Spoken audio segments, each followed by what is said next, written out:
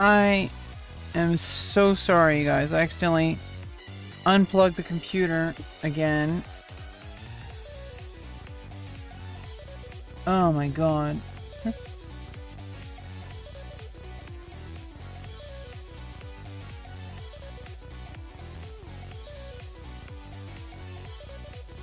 Yeah, that sucked. Sorry about that.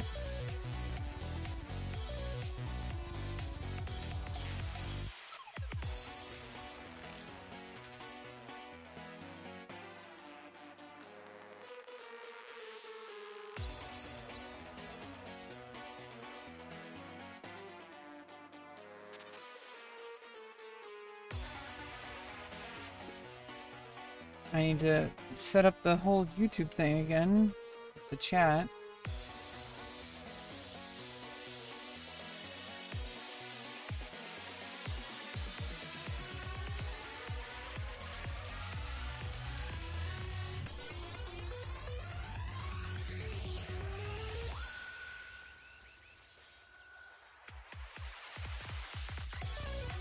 We're back.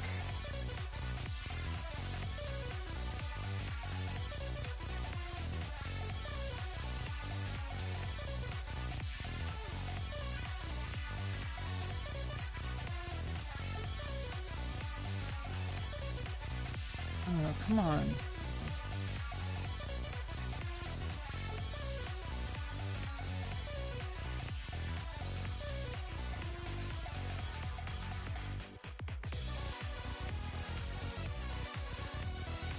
There we go.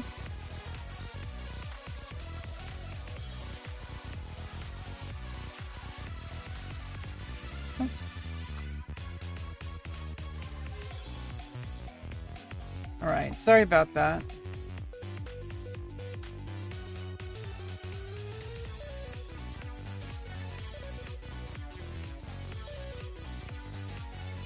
Alright, yeah, what was I talking about? Basically, Final Fantasy is a huge inspiration for me to get into music. And then, like, when I went back to college, I got to, like, a college level with clarinet and saxophone. Hopefully, with drawing, it can, like, kind of learn how to reintegrate everything about my content creation, about my expression. I want, it's like I'm learning a new medium, and this one requires diligent, I mean, they all do, but like this one requires diligent self-study. All the best artists in the entire history of the world, even if they've had formal instruction, nothing will ever replace diligent self-study. In fact, most of our favorite content creators in the history, like especially like in Japanese media, are all self-taught. And it's because you just need to learn how you work. And I think that's like what I'm just putting in the time, and I'm sharing that with you guys. I'm sharing this whole process with you. You guys get to see in real time what my progress looks like.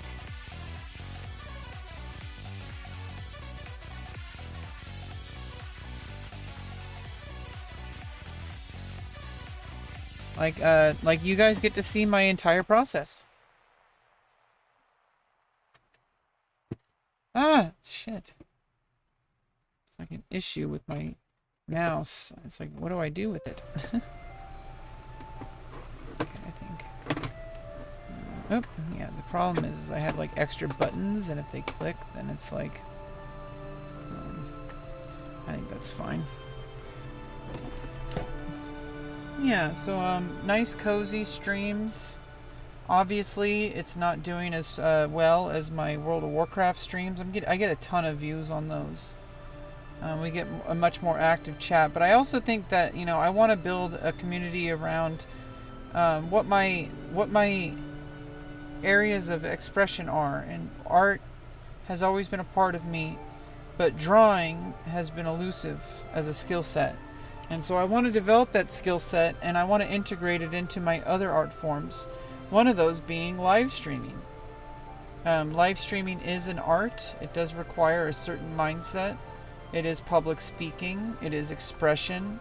just like how drawing is. And so I think integrating the two together will help me understand how I work as an artist.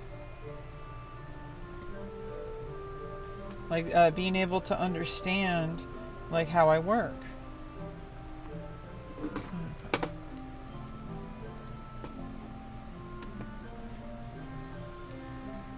Yeah.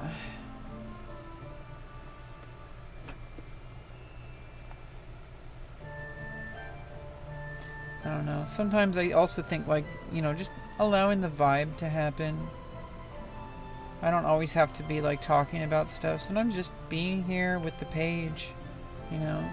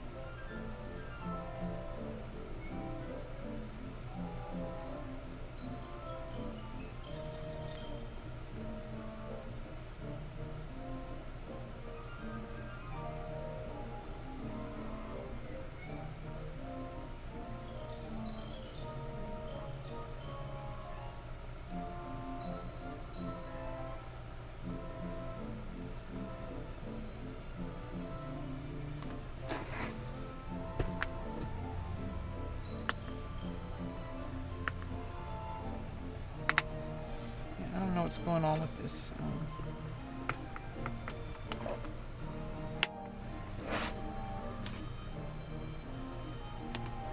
Do I just need to always keep it full in order for this to actually not be a problem? Or?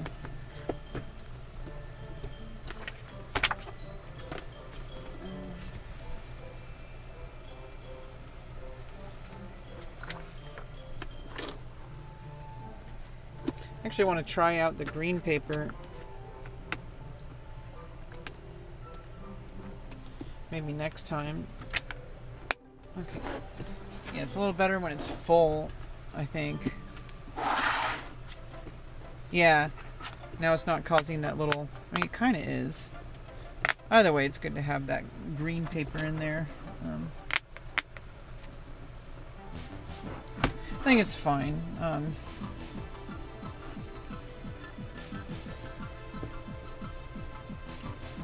Suggest a song? I don't do song requests.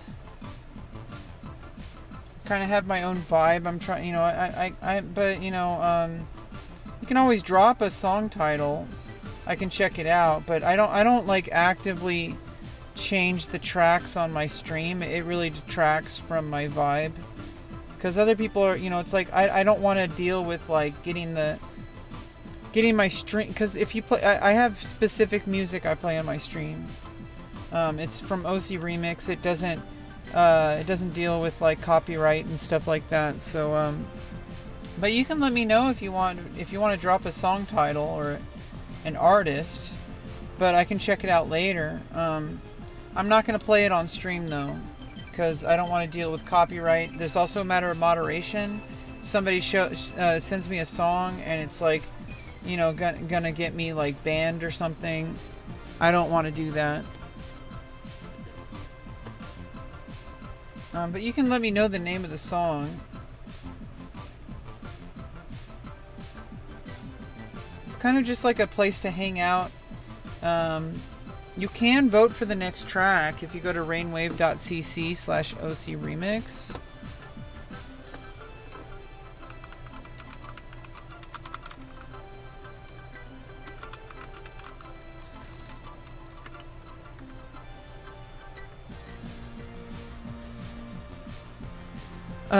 Dominic Dumont Arrival. Yeah, I won't be able to play music on stream unless I know it's like, so most tracks that people share are not going to be able to be played on stream. Especially YouTube Live, they will actually stop your stream if you're playing stuff that are copyrighted. With OC Remix, I've never had a single issue with copyright. And so that's why, and it's also my vibe. This is the music I listen to while I'm streaming, and I don't like interrupting it. So I know some streamers will do that. Well, they'll just like, take requests and stuff like that. I don't do that. It's not my vibe. Sorry. But, we got our own vibe. We do it different here. It doesn't mean it's bad.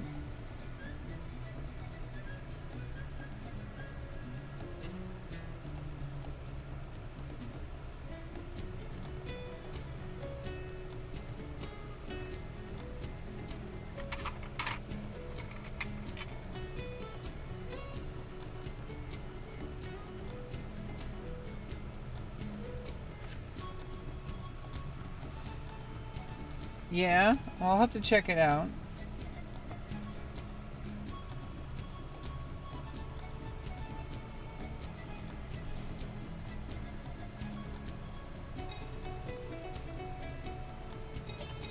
Yeah, I'll just write it down for now. Dominic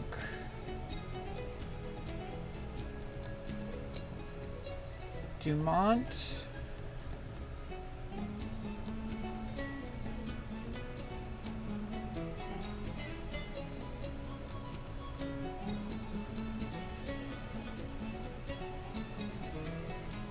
Arrival.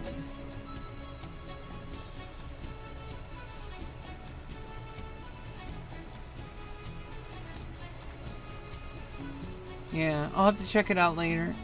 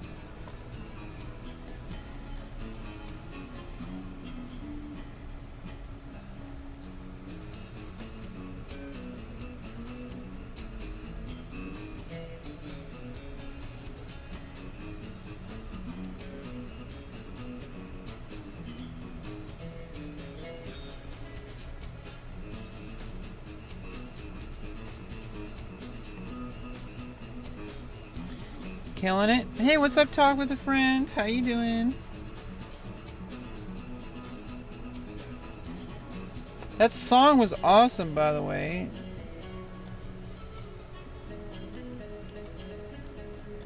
REBECCALORAN.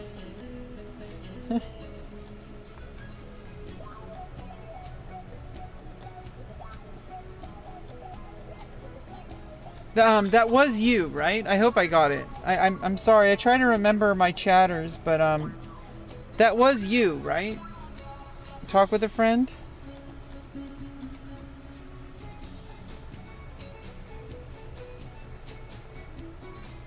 You can do better.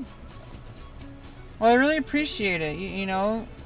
I don't usually have people make stuff for me. I usually just do my own thing and just kind of, we kind of have a chill hangout and stuff like that. Bunch of mixed sounds like it's transporting my mind to a different place. Yeah, I'll have to look into it. Yeah, we got, I'll have to check out Dominic Dumont later. Yeah, that's what I thought so, Talk with a Friend. I generally have a pretty good memory when it comes to names, and like, I'm really good at like remembering social connections. I kind of had to survive because I have a deficit with my brain. So I had to compensate by getting really strong at it. I have a really hard. I'm autistic, like we've talked about. So it's like, I've had to like work extra hard when I was growing up because I didn't have a diagnosis, so I didn't have like any real support. I had to be my own support. And so I developed some really powerful skills because I didn't have the help. It did also cause some extreme mental health issues, but we're starting to, hedge everything together now. So everything's starting to work out better now because I have actual real support now. Kind of just, refining everything. I flipped chat. Yeah, I think that I took your advice. Everybody was like talking about how they couldn't really see it. I flipped it for the vertical stream. I really like the landscape stream, but most people are not going to be watching that. That's more for me. I rewatch it and I look at how did I do that stream today?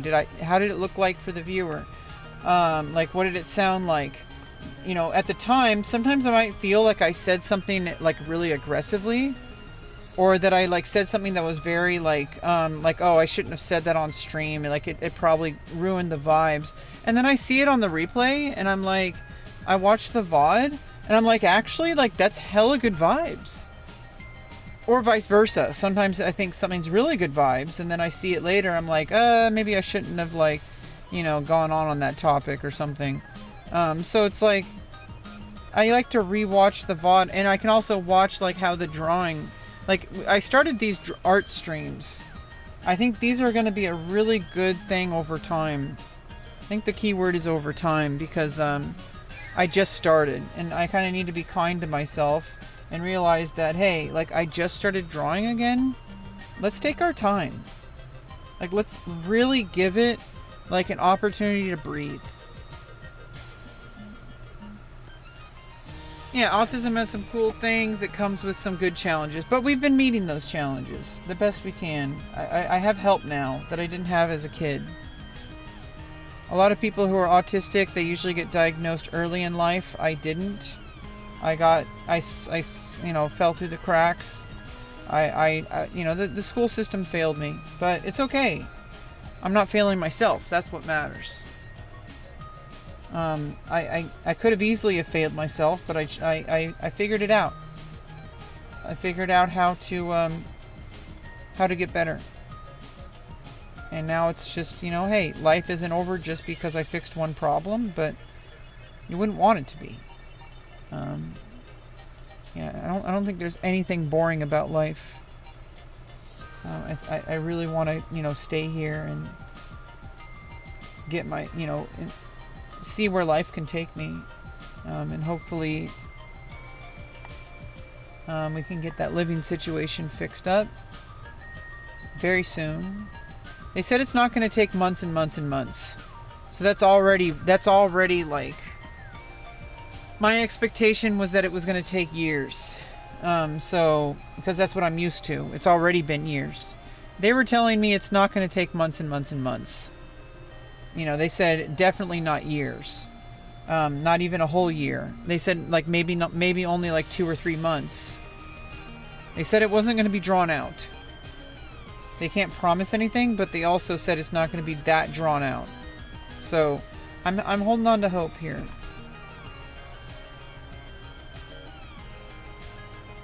Help prevent autism? Well, you can't prevent autism, but I think I know what you mean. To kind of make it a strength rather than a disability. Because for some of us, it's a real disability. I have not been able to fully integrate into society since I was I have never been able to be accepted into society in the way that you need. I was never popular. I was always hated by people. People just didn't like me. They thought I was weird. They thought I was ugly. Even though I found out later, it's probably because they wanted to pull me down. I was actually I had a hard time believing when people said I was attractive growing up. I thought I was ugly, like all the bullies made me believe. The bullies pressured me into thinking I was ugly. And I started loving myself. Part of that was through the surgeries, but even before then, I started loving myself and start believing the people who don't have a vendetta against me, the people who are just neutral, people I've never even met, would be like, you should be a model, you should be a model, you should be a model. And I'm like, oh, but that's probably not, it's not that easy. You have to love yourself. Yeah, I mean, mine is pretty much socially caused. Like I don't know, when you say autism, what you mean is probably disability related from autism. Being autistic is not a disability in and of itself. What people usually talk about when they talk about autism, they're usually talking about how society reacts to you being autistic. Some people don't have a disability because they were able to not have an issue socially. They're also autistic, but because they had support early on instead of being fought against, because they had a lot of doors open for them and a lot of support, they're fun. They're not disabled. But I had the opposite situation where I just had no support, and it's made me functionally disabled as an adult. It was very social. My autism is rooted in a lack of social ability, an inability to like make a living in this world. But I'm trying. I'm not giving up. I'm gonna keep working with my doctors and stuff. Yeah, it definitely is a spectrum. And there's people who actually aren't autistic, but they're diagnosing themselves. That's a different kind of thing entirely.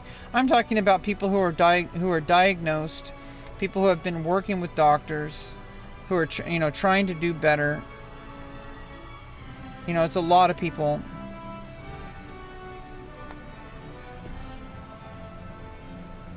That's not how it works. Talk with a friend. You're very misinformed. Autism isn't caused by anything. We don't even know what the cause is.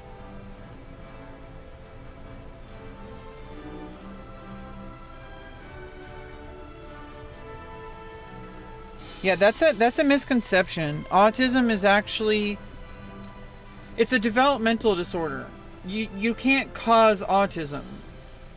Now, there might be links to autism with certain things, but we don't know for a fact what actually causes it. It's probably just genetic, just like diabetes. We don't even fully know what causes diabetes either. I'm type 1 diabetes. It is genetic. We don't know 100%. Like, doctors do not know what causes autism. It's not social contagion. That is misinformation. You have PTSD? Yeah, I also have PTSD from a lifetime. My disability is rooted in autism, but it's not being but autism itself isn't why I'm disabled. I'm disabled because of environmental issues, and because I was autistic, I went through a whole bunch of things that really fucked with my head and made me into a very ill-equipped individual for being able to survive on this planet. And I had no support. I had no real support. I had people trying to force me to be something that I couldn't be, and hurting me, abusing me, and extreme neglect. It's what you research. Yeah, eye contact and emotional expression do induce oxytocin. And if you don't have enough oxytocin, I don't know about leaning towards autistic development. I think it gives you autistic traits because that's like a behavioral thing. Autism is not behavioral. I think this is the biggest misconception people have about autism. They're like, you don't look autistic. Or you look, or they say you act autistic. Non-autistic people can have autistic traits. It doesn't make them autistic. And this is why there's a lot of people who are self-diagnosing themselves. And it's really frustrating because being on the spectrum is an extremely different thing than having autistic traits. I can kind of see what you're saying. You're talking about autistic-like behavior. You're talking about autism on a surface level. But autism is just a different wiring of your neural network. You are developmentally disabled. Now, it doesn't make you a disabled person on its own, but a lot of the time, society does not accept that type of brain. And it kind of leads us into a rabbit hole of becoming disabled. A lot of the times. There are autistic people who have avoided that. A lot of it is our modern day pressure. There's a lot of modern day pressures that autistic people have to conform to. Mirror neurons. I don't know about that. That sounds like pseudoscience. I'm sure it's fascinating. I've done a lot of research into autism, and I've worked with professional doctors, so I'm sure you're onto something.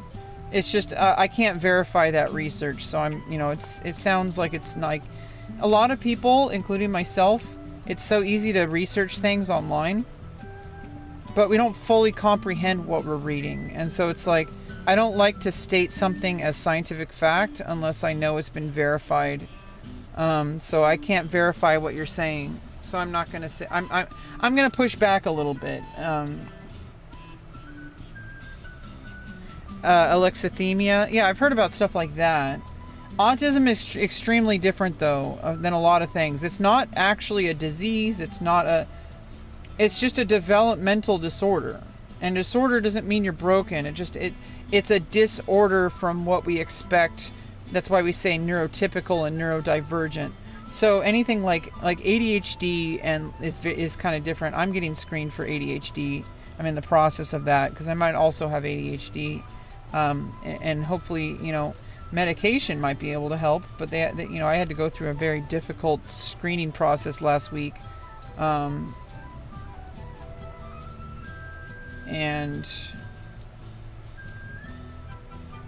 Or the week before. I actually forgot.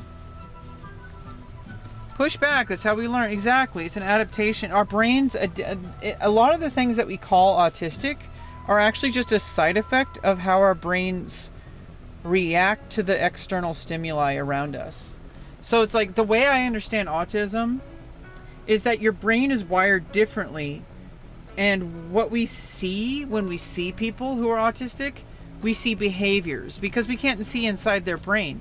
So the behaviors emerge from a different problem-solving algorithm. So it's not that... See, let me explain it this way. So you want to go from A to B. Neurotypical people usually go to A to B in a straight line.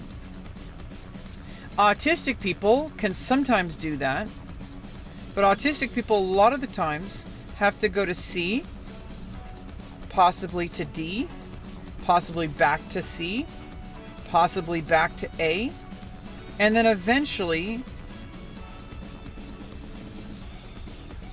getting to B. That's kind of the way my therapist explained it to me. It's not that you can't get from A to B. It's that your brain is wired in a way that sometimes, and this is why we call it a spectrum, in some cases I can get to A to B even faster. And in some cases, A to B is like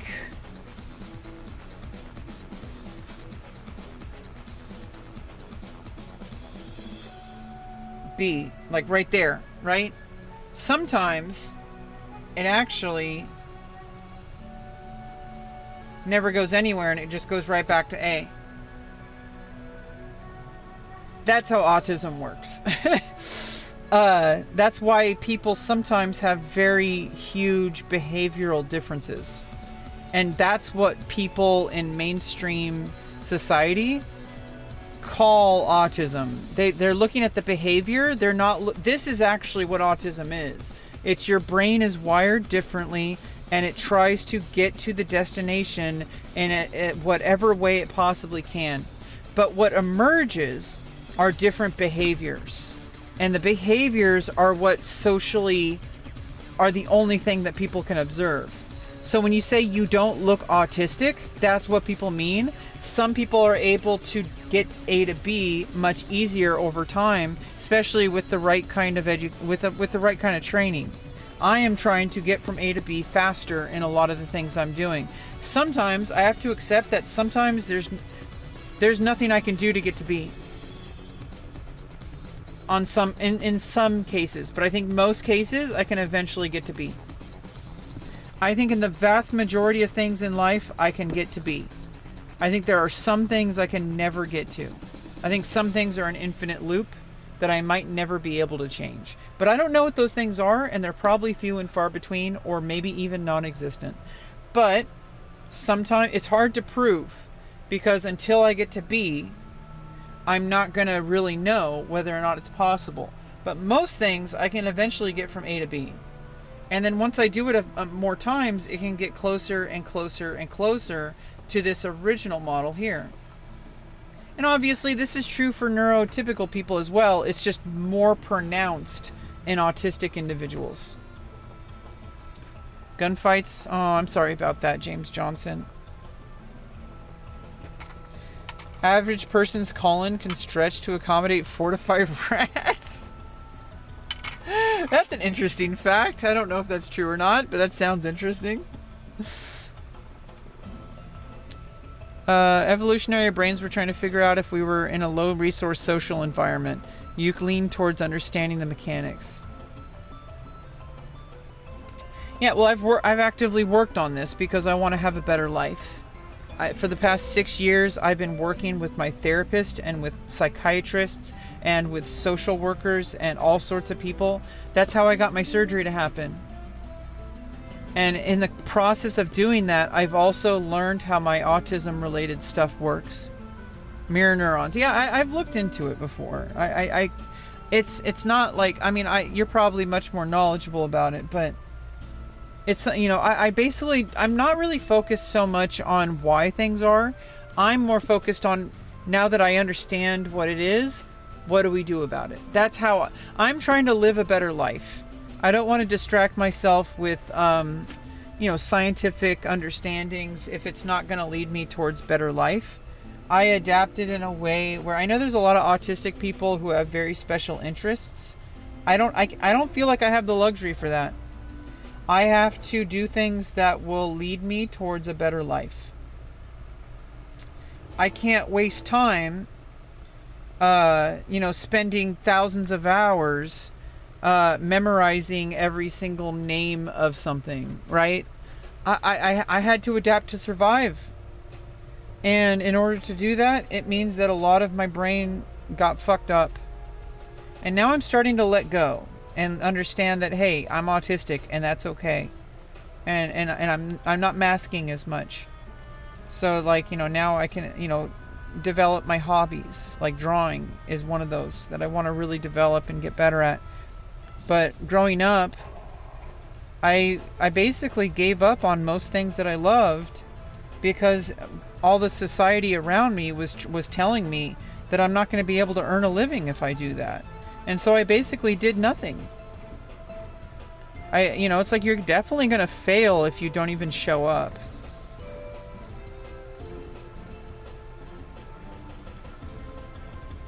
And that's what happened because my brain basically processed that anything that I love doing is going to fail financially. And I basically learned to not love anything. It's kind of terrible. But, my life's not over. I got plenty of time left. And I'm going to do what I can to live a better life. It's your job to remember everything. But, that's good.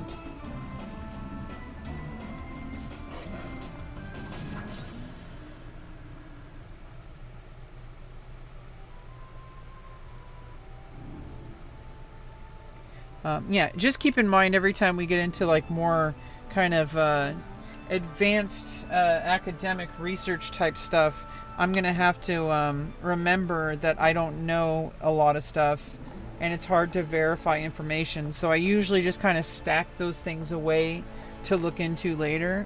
I definitely will look more into those mirror neurons that you talked about, but it does ring a bell. I feel like I have read something about that before. But I think for the most part, oh, God damn it. I especially if it's on stream, sometimes certain things I can't really verify while I'm streaming. Ow! It'll ruin my flow. So I'll just have to kind of like shut down conversations because it's like, well, I can't verify what you're saying. So it's like I can't really engage with it. I'm very meticulous about how I operate. Wait, what's going on with the webcam?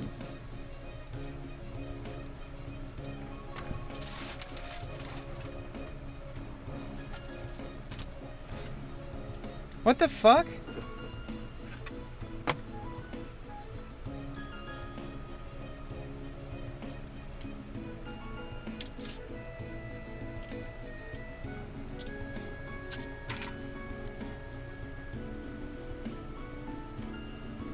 Yeah, I guess it's okay.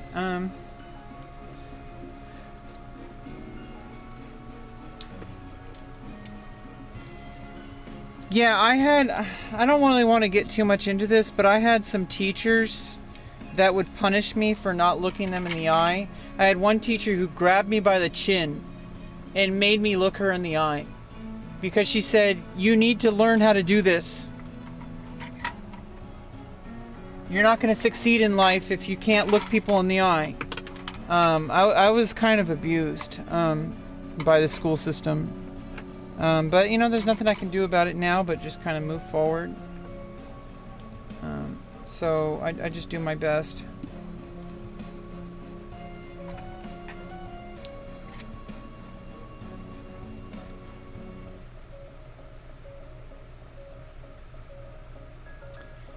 We used to live in tribes where there were many people who could take over if something happened with our primary caregiver. Yeah, we don't live in that kind of culture anymore, and it's kind of that's why autistic people have been kind of left behind by society. Autistic people used to not be a problem.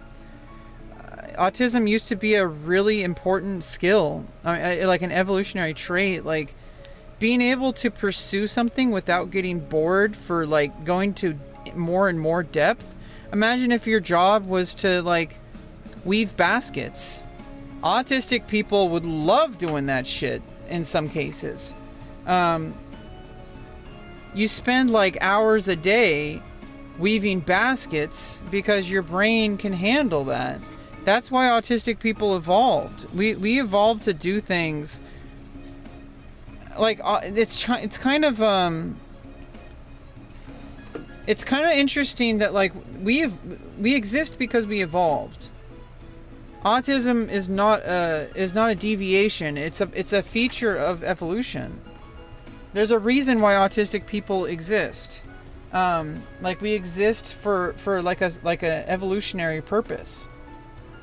The world needs autistic people to be able to push boundaries, and in order to push things that normally wouldn't be natural for neurotypical people to do. Like, you know, like for some people, extremely deep diving into a single topic. You know, like obviously you can train that, but like neurodivergent people, like autistic people, are like pre-programmed for that. Like you start off with that brain that already, you get tickly feelings in your brain already, like from birth. And society used to really, certain types of autistic behaviors were extremely punished, but most types of, I feel like most, like when we think of autism, were like celebrated by society. Like if you were extremely knowledgeable or skilled at something, I feel like the longer in today's modern world, like autistic people kind of drown in the background because technology takes over for a lot of the stuff that a lot of autistic people have traditionally been, you know, relied on for. And so now we're kind of like, our brains don't really belong here anymore because now, especially with AI coming up, you know, it's like we need to find a new purpose for evolutionarily, right? So it's like autistic people, we're starting to understand more about it, which is helping people integrate better to have healthier and happier lives, to be able to like not punish people for being different. It's really hard. Society really likes doing that. And if you're different in any way, especially if you're considered extremely different, like being autistic in a way where it's very, very visible. Like, I'm obviously not nonverbal. I'm kind of actually hyperverbal. But people notice if you are nonverbal. People notice if you can't have a conversation with them. And you get punished for that. I think autistic people have been pretty punished throughout history as well. Some people got lucky where they're not on that part of the spectrum. And some people were even able to flourish because they had skills that, their community needed. And they were able to maintain employment and thrive. Especially in like the sciences, like academia. A lot of people who are on the spectrum kind of gravitate towards like the sciences. And they do a lot for society. AI doing everything. Yeah, I mean, I don't think it's going to be what people fear it is. I think something else entirely is going to be actually what the problem is. I think AI is going to be like it's going to kind of show us like what actually makes us human. And we need to ask those questions. I've already been asking that question my whole life. A lot of people have never asked that question. They define themselves as their job. They define themselves as their marriage. They define themselves by all sorts of things. And if you don't have those things to define your identity, like if AI replaces that, then who are you? And it scares a lot of people because they haven't done that internal work. And I kind of feel, I feel for them. Because I've been doing that work my whole entire life. I'm primed and ready for the existence of AI. I've already been replaced by people who are more able to conform to social rules. People who got ahead in life because they know how to play the political game that is the corporate ladder. I couldn't even hold a job because I get replaced. So I was already dealing with being replaced. AI is just another thing that's replacing me. So I'm already dealing with that. Like, I don't think it means you're going to be replaced. I just think that specific area needs to be, you need to work around it. So I feel like that's what I'm doing. I'm trying to find where my place in society is. Because if I can't achieve success the way that most people do, and so I have to find an alternative path. And, so I think what's changing with AI is now everybody has to do that. And so now I feel like autistic people are going to be like less disabled because more humans are going to know what it's like to be shoved away for being different, for not being good enough, quote unquote, because people are just going to use AI because it's cheaper. For a lot of employment, and if you don't adapt, you're going to be replaced. You have to build different skills now. Skills that used to define you are now just a machine. And you have to find your own definition of what makes you human. It doesn't mean you're being replaced. It means that specific thing is being delegated to something else that can be more affordable and like less resource intensive. And honestly, I think in the end of the day, it's gonna be really good for us, so that we can put our energy into things that aren't wasting our time. That we can evolve different parts of what it means to be human. We can evolve philosophy. We can evolve art. Ironically, because a lot of artists are thinking that AI is replacing you, I feel like it's showing us where our energy should be going. What does it mean to be an artist? Because if making a product makes us an artist, well, a machine can do that. I don't think making a product is what makes you an artist. I think that's just commercialism. I think there's something more to art than just making a product. I think the act of making art is an art form itself. And I think a lot of people are scared because their financial income relies on being able to sell their art in a marketplace of, capitalism. But I feel like if they adapt and find what it truly means, what true value they offer, I feel like they can make even more success than they could have ever imagined. But I think that's a difficult challenge. And I don't blame them for being upset because they've already figured out how to make a living. And now that the thing that made them a living is now being threatened. So I understand that. I don't fault them for feeling that way. But I also feel like in the end, it's going to force them to find who they really are as an artist. And I think their audience will notice. I think their audience will notice the increase in value. And it's going to probably maybe it's going to be difficult for a while AI is kind of going through its bullshit. But I think eventually people are going to find even more value from themselves, not less. Because we're going to focus on what we truly have to offer, rather than what people are going to pay money for. Putting our value in who we are as an individual, who we are as an artist, rather than what product we can make for people to spend money on. I think that it's ultimately going to be the best thing that has ever happened to art. Because we're going to stop fooling ourselves into thinking that selling something is what gives you value. We're going to find what truly brings meaning to our work. And I know it's going to be a little difficult and bumpy. Maybe it might not even happen in my lifetime.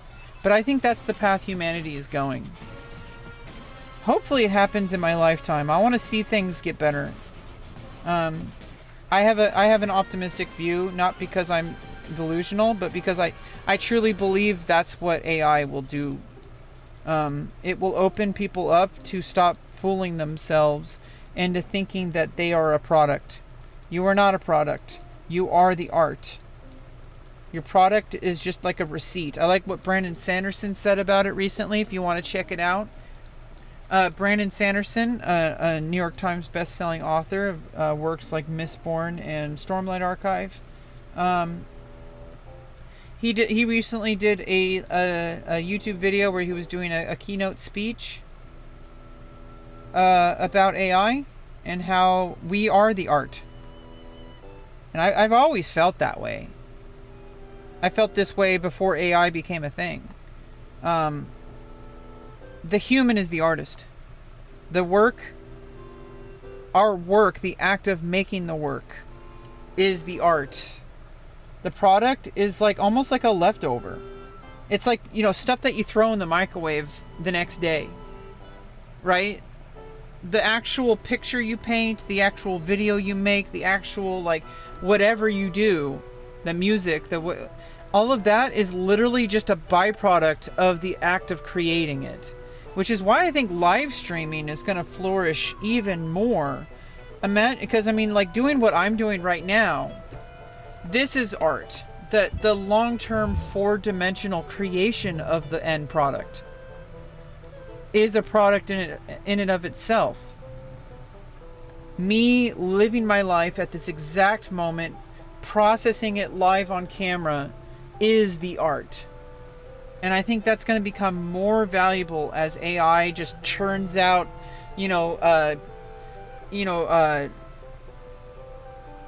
mechanically perfect, prompt engineered slop.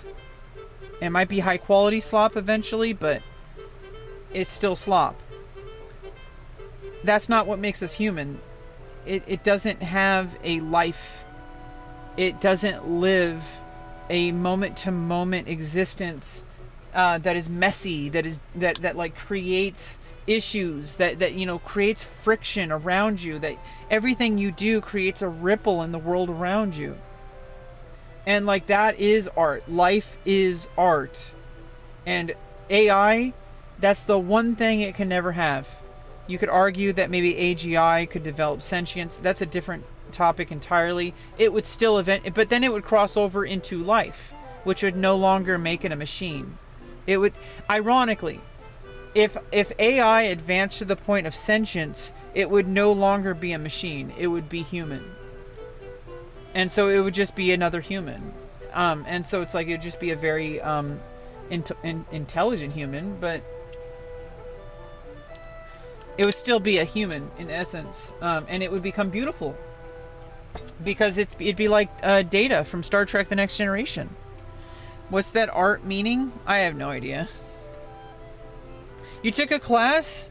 Yeah, I've always wanted to take one of Brandon Sanderson's classes. He does a lecture at BYU. I would love to do that. And actually get to, get to meet him. He made me want to become a better author. He made me want to finish my novel. Reading, well, he didn't make me do anything, but listening to his lectures, it helped me. I've watched like most of his lectures. I think I've watched every single series of. He did multiple different years on his YouTube. I watched like all of them. I think maybe there was the latest one I didn't watch, but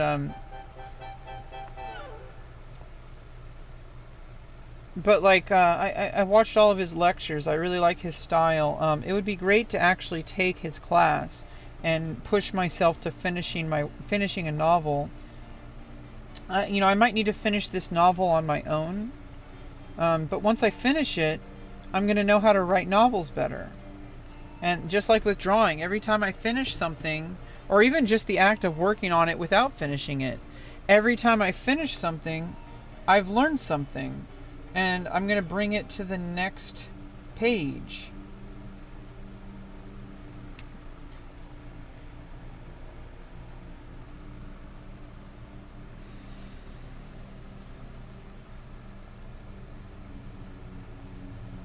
I'm developing some kind of style with these latest images. I'm trying to follow it rather than try, and I'm not trying to force it, but I'm trying to see like where my mind is right now. Like I'm kind of going on to this like kind of similar style the last kind of drawings, and I'm trying to see like where it leads.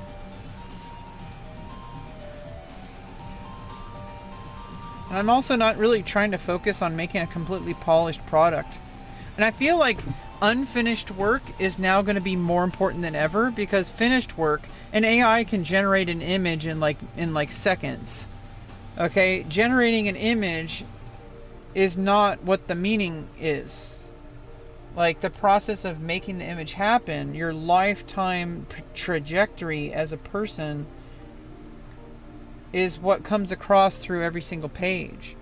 And all of this aside, if you want to look at things like more objectively and say, okay, well, some people, if you want to set yourself apart from AI, you have to be able to market yourself in a way where, the everyday person is going to, prefer your product, and you're still competing with something, and that's never changed. You've always been competing with other people. Now you're just also competing with machine prompts. However, there is also a completely different market of people who will refuse to support anything related to AI, and who will permanently support you by buying your work because they prefer human artists. I feel like artists will now become more of finding sponsorship, like even more than it already is. I feel like more artists are going to find sponsors, people who want them to create art just for the sake of making art, because they want to see what work they will make, and then they'll have sponsors who will pay them to live so that they can create the art. And I think people investing in artists is going to be the future of the art world. It was always like that. People like composers, for example, in the 1700s, etc., would get sponsorship by nobles and other like people in the church or in the monarchy. The kind of the aristocratic part of culture was financing these composers to live, because they wanted them to make the work. They would commission the work. So like I feel like that's going to become even more of a thing where people are going to sponsor artists because they want them to be in an environment where they can create the art that they want them to create. Because if you have life paid for, that means they can put more energy into their art.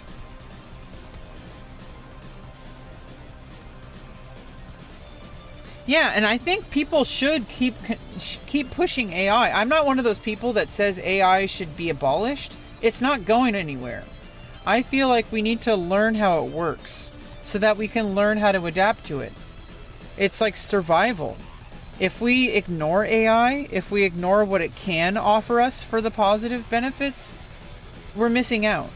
And we're also putting ourselves at a disadvantage. If you don't know how AI works, you're going to get replaced. You need to know how AI works so you know what it's good at and what it's not good at. It is terrible at certain things, and I think some things might just be inherently impossible for it to ever solve. There are some things that may just be permanently human, and that AI would never be able to replicate. It might get like extremely close, but with great effort, that would be like easier just to have a human do it. I think there are certain things that just AI will not replace us with. And I think it's more important now than ever to, if you are an artist, to use AI in some capacity, not in the capacity to replace your work, but in a capacity to understand how it works. So you know what you're dealing with. You need to know your enemy. But it's not your enemy. It's literally just a machine. Which things, the way I use AI is I use it to get my thoughts into a concrete, I make projects and I have it challenge me. I have it question my journal entries. I have it it can have a permanence of data where it can remember everything I've told it. And so it can see my tendencies and keep me more honest with myself through my journaling. Now, I do understand that I treat it as a public space. I basically treat it the same way I treat my live stream for the most part, because anything you put into an AI is going to be kept by it. Even if no human ever looks at it, I treat it as public space. There's a lot of things I say to it that I would not bring to my stream, but there's also things that I would never tell it. There's certain things I only talk to my family or my doctors about, or my close friends. There's certain things you just shouldn't talk about with strangers. You got to have a private life. So there's certain things I might bring to ChatGPT that I would probably never bring to my stream, but it also wouldn't be the end of the world. It's just I have a policy of keeping things public on the internet, even when they're private, quote unquote. Like a DM is not private. People seem to think that DMs are private. People can screenshot them. They can share them with other people. Like, nothing you do online is private. Some people have a hard time accepting that. Or some people just don't realize that. Yeah, I mean, imagine. But whatever. Yeah, I don't know. I'm also kind of just, shooting the shit here. Just talking while I'm, working on this drawing. I need to be right back. I need to go to the bathroom.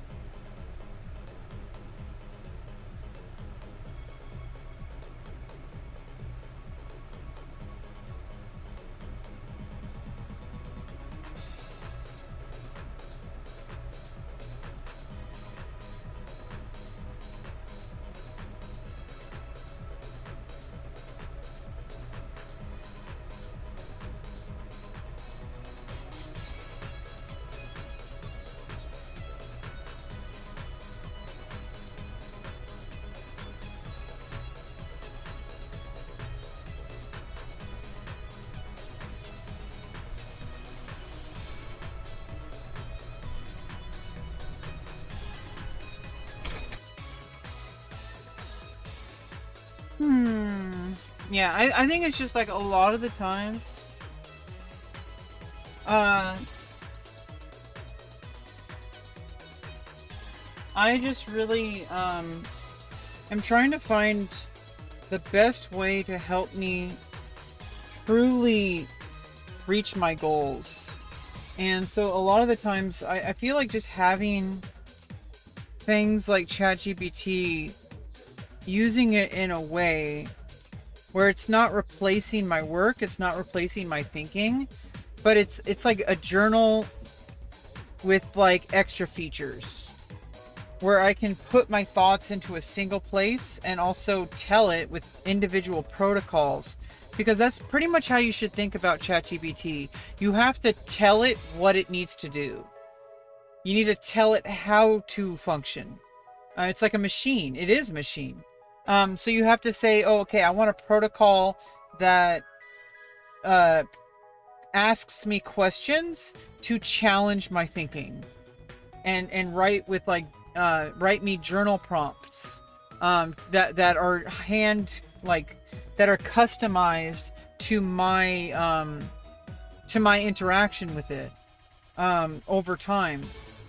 I'll do it for things like learning very extremely technical drawing related things. I'm not using ChatGPT to teach me how to be artful. I'm having ChatGPT train me in very mechanical things like how to do shading techniques, how to do that. And like, yeah, obviously there's YouTube and stuff like that, but like having something that is customized to me, obviously if I had a human teacher, that would be like 100 times better. But even without, because if I didn't have ChatGPT like as my coach, I would have nobody coaching me, which is not the end of the world, but I can like utilize it in a way that 24 hours a day, I have somebody, the real thing that it's doing, even if I think humans do it better, but the thing that it does is it gives you a feedback loop. And when you have a feedback loop, you can actually analyze your own work. Most of the time why people plateau in anything that they pursue is because they don't have anybody. What a coach really does is look at your work and give you more objective feedback. And then you're the one who makes the course adjustments, right? Like you're the one who's making the changes. But you need that feedback. Like with writers, for example, writing a novel, you need beta readers. And in the absence of beta readers, you're kind of just in your own little world, which is fine. Sometimes you should let yourself be in your own little world. But if you're trying to get better, if you're trying to learn a better skill, you're going to have much smoother progress with some kind of feedback loop. And that's where I think ChatGPT works really well. I feel like the quality in the actual feedback is much lower than a human can give you, because a human can give you very real, human-informed reality. Whereas an AI can just give you generic feedback. It's still better than nothing, though. And the fact that it's at least somewhat customized to you is like what really matters. And that's how I use it. I use it to like kind of use it as like a sounding board for my own thoughts. Because normally my whole life I've had nobody to really engage with my thoughts very deeply. Very few people, and they're the most important people in my life. The people that actually cared about my work. And having that feedback loop, though, you have a soulless machine that at any time will give you feedback, even if it's low quality feedback. The fact that it's feedback at all is what matters. It's not, you're not learning from ChatGPT, you're learning from yourself. It's just doing the thing that's the minimum requirement for that to happen, which is an objective observer giving you feedback. Even if the feedback is, oh, that looks like a little bit off center. Like that's actually like really important information. You're the one who's saying, okay, well, it's off center. maybe like, now you have to do the work to like figure out like, is that a bad thing? Is that a good thing? Like, you do all that work. All the AI just tells you objective things that it might not even be accurate about. But the fact that you're even just engaging with somebody outside your own brain, that unlocks like an extra 10 levels of self-directed development. Because you're not just alone now, you have some other source kind of shifting things around just slightly enough that has exponential value in your ability to self-correct. Because if you're just going off your own stuff, you're just like kind of narrow. You're stuck in a mindset where like you're stuck in a mindset where you're kind of only feeding off of your own subjective view. Like, if you don't have anybody keeping you honest, you're gonna plateau. It's like a really terrible thing that happens, but it happens.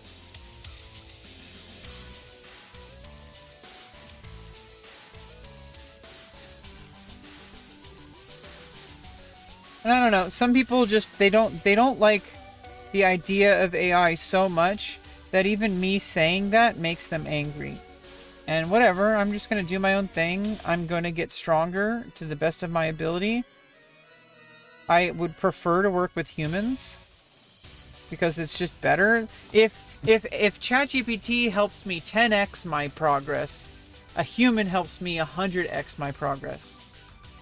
I want to make that very clear with how I stand on that. I think it's backed in scientific research. I'm pretty sure it's reality. No matter how helpful something like ChatGPT can do in helping you self-study, a human coach, is going to be 10 times better than that, which is 100 times better than where you started. Like, if AI helps 10x you, a human helps 100x you. But 10x is still better than 0. Or 10x is still better than 1x.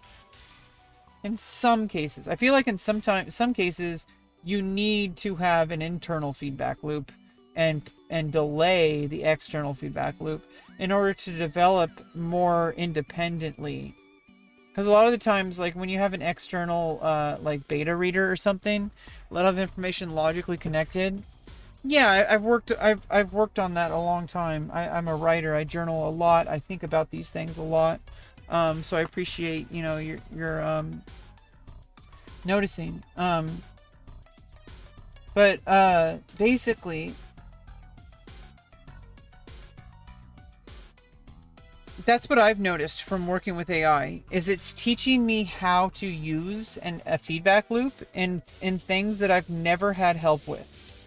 And the thing is it's not replacing the human people that are helping me with things. It's supplementing it. And it's actually making a lot of the things that are kind of like cookie cutter stuff. AI is really good at cookie cutter stuff.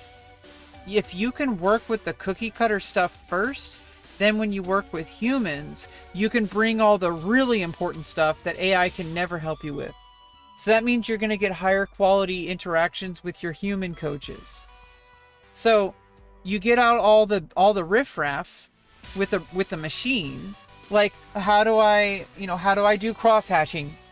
Like, if you're paying money to a human coach, you should come in with a set of skills already developed as a baseline.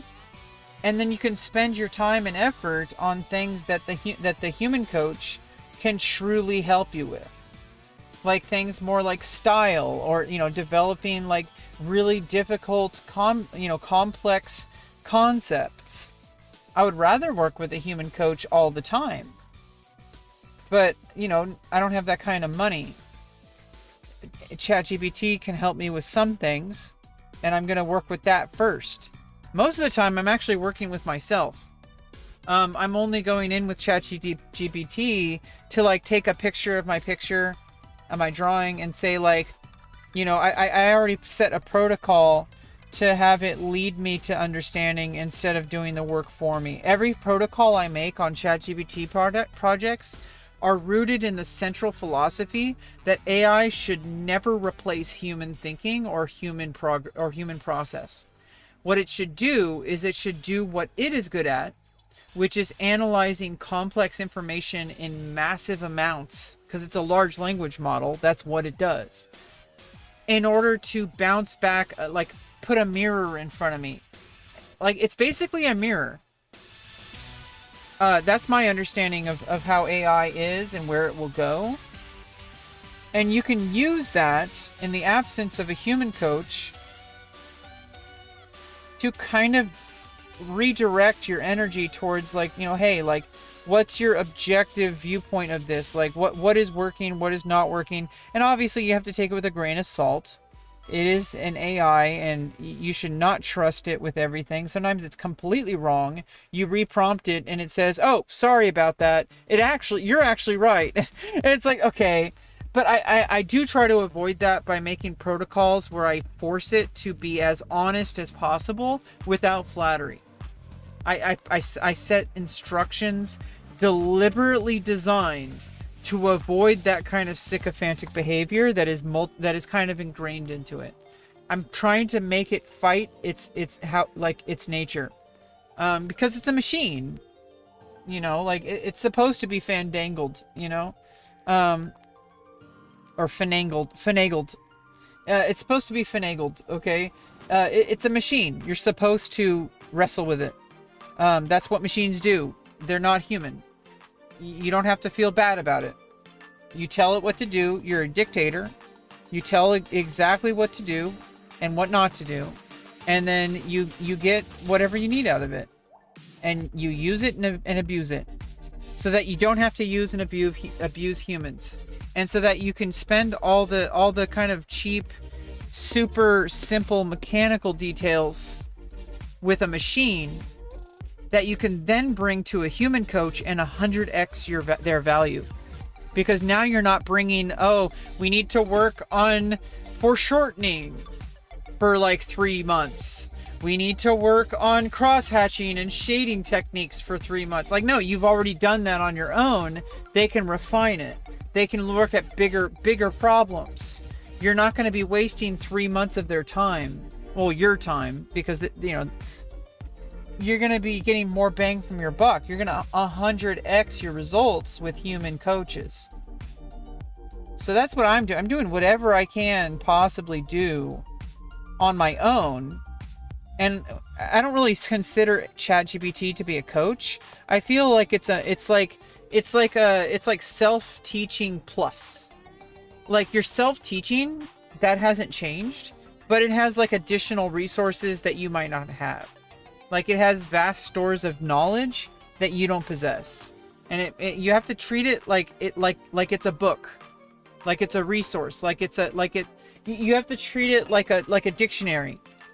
You can't treat it like a coach, because it's not a coach. It's not a human. You have to treat it like an encyclopedia. An encyclopedia on its own is not going to write an essay for you. An encyclopedia gives you a reference, and you're the one who works with the reference. And I think more people need to understand that's how AI should be worked with.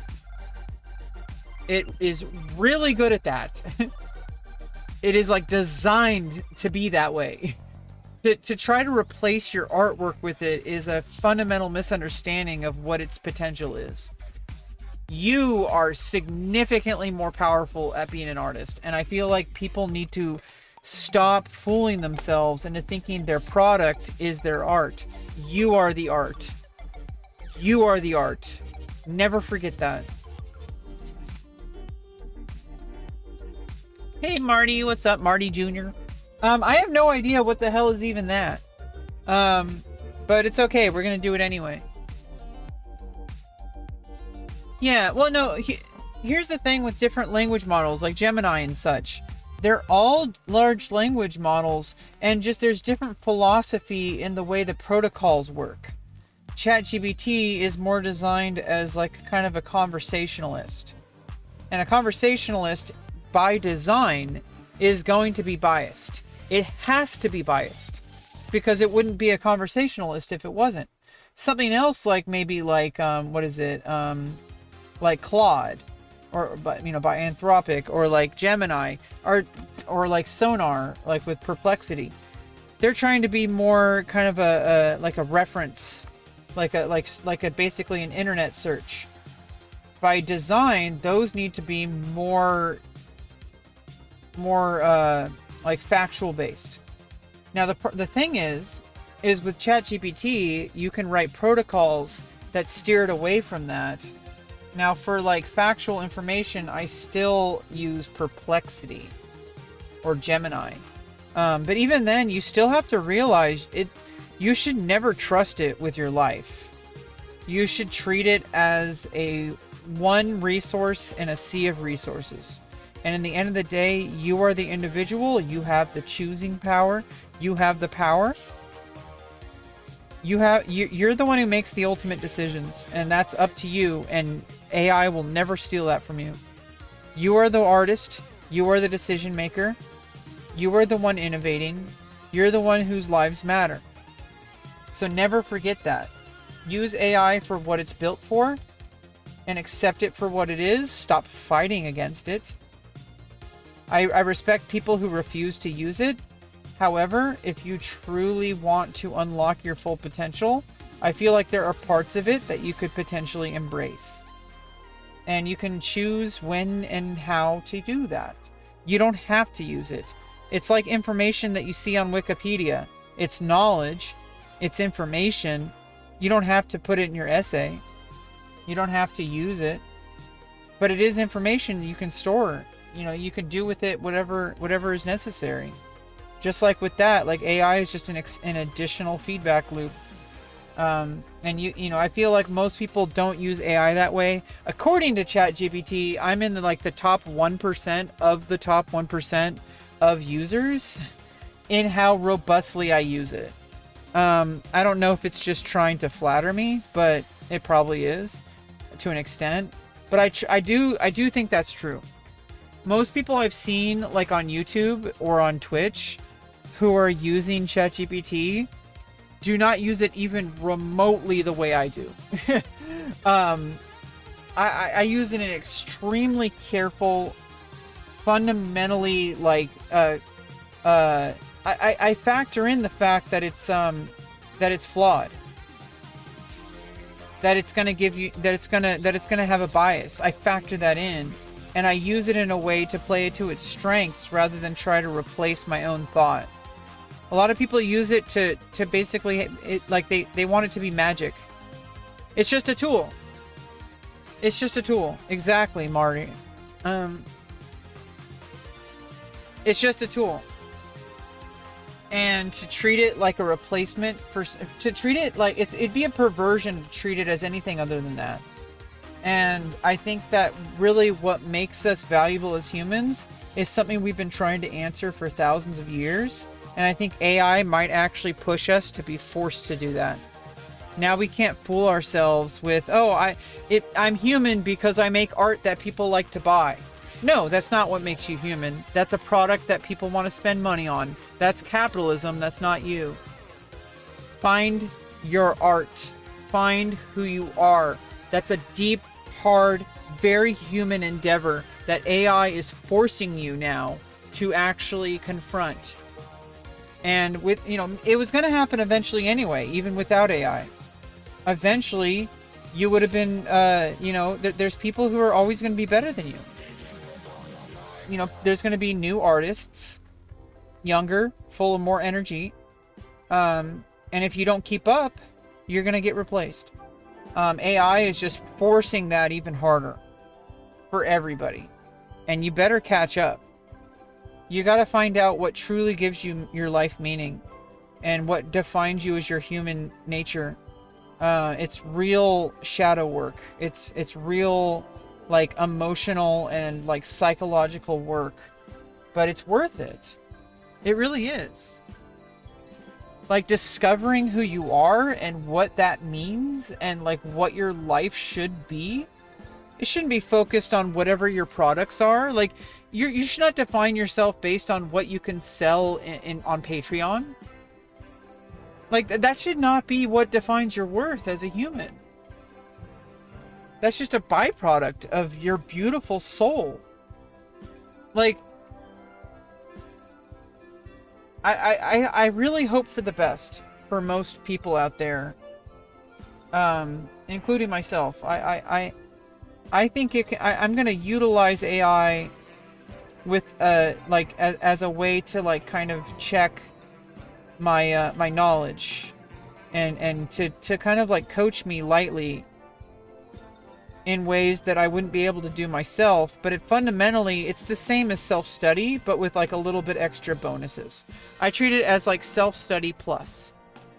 It's not a coach, it's not a replacement for a coach, but you can treat it like a kind of halfway between a journal and a coach, because you're the one still doing the work, but it's kind of course correcting just a little bit, and you can pick and choose which ones you do.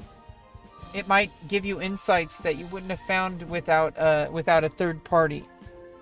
It acts as a third party in the absence of, obviously I prefer working with humans, but you're not going to be able to ask a human with an immediate feedback at 2 a.m. Okay, like 24/7 I have access to ChatGPT, but just because it's easier access doesn't make it better. But a lot of the times I feel like with skills that I've been trying to develop, I feel like it's not really necessarily a lack of quality, it's a lack of quantity. And so I need to just keep having a feedback loop, even if it's like a machine doing it. And like, because I'm going to be self-correcting, I'm going to be self-teaching. And so I'm the one doing the work. It's just kind of showing me some things that a human would actually preferably be used for. But because I don't have that kind of resource, instead, I can just pull up ChatGPT and say like, okay, like what exercises should I do today based on my work so far? Like based on my strokes with a pencil or with a ballpoint, like what's working, what's not working. It's going to give you an answer. It might not even be correct, but the fact that you're getting an answer in the first place means you're processing something differently than if you didn't ask those questions to anything. So I think like that's why it 10x's your value, because now you're asking questions to something that is a complete third party. And then it helps you understand how to ask questions that when you do work with a human coach, you're 100xing your value instead of 10xing. And I don't know. I know it's like kind of a hot take. It's kind of controversial right now, but I'm not trying to make everybody happy. Some people are going to be mad at me for for learning how to be an artist and also not demonizing AI. It's just a machine. It's not going to be upset by you. So why are you trying to be so mad at it? You're hurting yourself. You're building up your blood pressure. You're angry about AI. You think it's going to replace your art. You should respond by doing more art, not by crying about AI. You should be working more. That should be your response. Make art about that. Like, put that struggle, that internal friction, that hatred of AI that you have, put that into your work. That's what you should be doing, in my opinion. Not going on Reddit and crying about how it's going to replace your job. Meanwhile, the people who are going to succeed, instead of doing that, they're diving into their work 100 times harder, because they want to fight back against that fear. They want to fight back against that. That's the beast that will destroy your effort. That's the beast that will destroy your work. 1, 2, 1, 2, 3. The thing that will destroy your work is that fear that tells you that you are being replaced. Because that's a real fear. It's a real human fear. But if you instead of letting that fear control you, if you then dive back into the page and put even more effort into that, put that energy into it, put that loathing, put that hatred, that raw human emotion. Put that into your work. Do it. We want it. That's what the community wants. They want your soul on the page. That's what it means to be an artist. Put it out there in whatever way that means. Even if you think it might be bad, even if you think it's not your best work, it is, because it's human. It's you. It's from your raw emotions. I'm sorry, I'm getting a little bit heated up. Like raw emotions. Like I'm very passionate about this.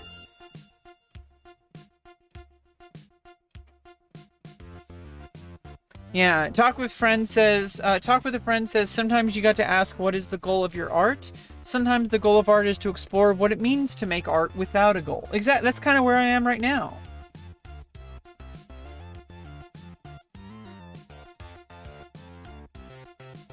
I don't have a goal. Actually I do have a goal. My goal is to put pencil to paper, or pen to paper, or ink to paper, or paint to paper, or to canvas. Or, you know, like, that's my goal. I don't have any other goal than to just put one stroke after another. And we're going to see what happens. And you guys are going to see it happen live on stream. Isn't that wonderful?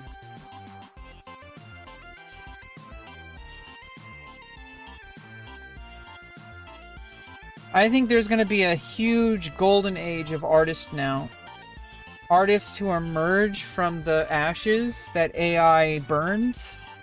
There's going to be a new generation of artists who go above and beyond what they would have ever done without AI pushing them towards that. Like people who just, what does it mean to be human on the page? And it's not even complete. It's never going to be complete because you're alive. And that's what all these great artists that we respect throughout history, that's what they did. They didn't have AI pushing them. They were kind of anomalies. And I feel like there's going to be more and more and more humans that push themselves to the absolute extreme limits of what it means to be an artist, in order to fight back against the existential existence, the existential reality of AI. Like, that's what the product is going to be. It's scary, but use that fear. Don't let it destroy you. Don't let it derail you. Let it turn you into something even better than you would have ever imagined. That's my belief. Yeah, and then to experiment with AI. If you're so scared of it, sometimes you just like, you know, the more you work with it, the more you realize it's not going to replace you. That's my experience. Because you understand what its limitations are. You understand what it's good at, and you understand what it'll probably never be good at. The more you work with AI, the less you'll fear that it's going to take over your life. It's not. Most people there are people who are part of AI who do have doom and gloom about it, and yeah, they are, like, you know, knowledgeable from a different standpoint, but I don't think they're right.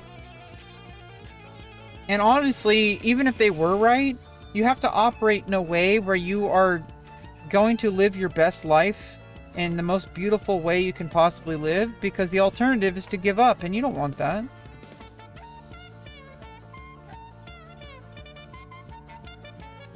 Why would you want that? Like, the alternative is to give up, because AI isn't going to go anywhere. It's not disappearing. It's real. It's never going away. They've opened up Pandora's box. It was inevitable, I'm pretty sure. I actually think that the more I think about AI, the more I realize that it was always the inevitable path that humans were going to be taking. It's a culmination of the entirety of human effort into a machine, and we created it by existing. I feel like it was inevitable, and we should have we need to come to terms with it and move on and say, what is it going to do to help me, instead of what is it going to do to hurt me? You might not need to use it. It might help you tremendously, but you wouldn't know that if you didn't experiment. Treat it as an art of its own. prompt engineering, trying to create protocols, and then trying to understand your process. Like, how do you work with AI that can create new pathways in your brain that might help you need AI less, because it's training you to think in a different way, and then you use that to create your own way. Eventually, you can kind of, at some point, you can just kind of toss ChatGPT away because you don't need it anymore, and then you build your own stuff. So like, I mean, I don't like making artwork with AI. I find it really gross. But I feel like I have used it for doing that, but not to create a product, but to create a mind map. I've used it to kind of give me some, to kind of bring my novel to life and some very isolated scenes that I wrote, because I wanted to see it in graphic novel form. And I didn't have the resources to either draw that myself or to pay somebody to draw it. So instead, I had ChatGPT do it, and I figured out more about how my characters exist, and now I can go back to my novel, and I have a firmer understanding of what the story is going to look like. There are major risks to using AI. Just, like, I would not recommend replacing your own effort with it.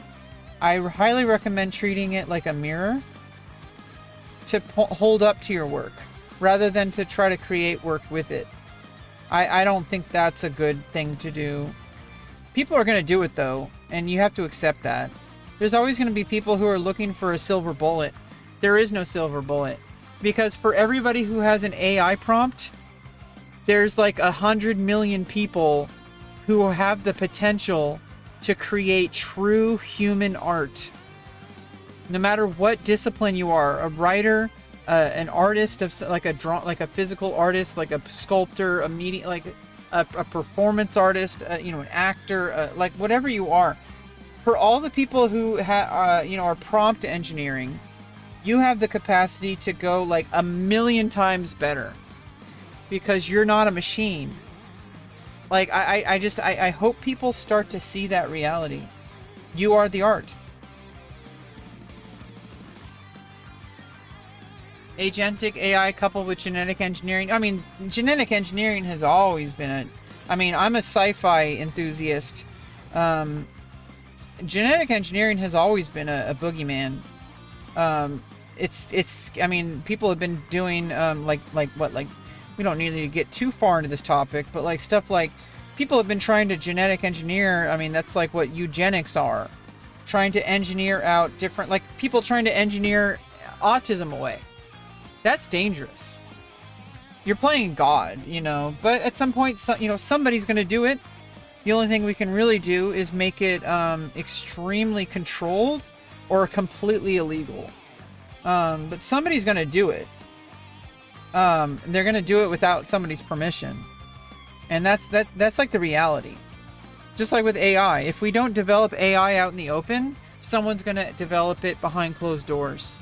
And if they have it and it's like nuclear, right?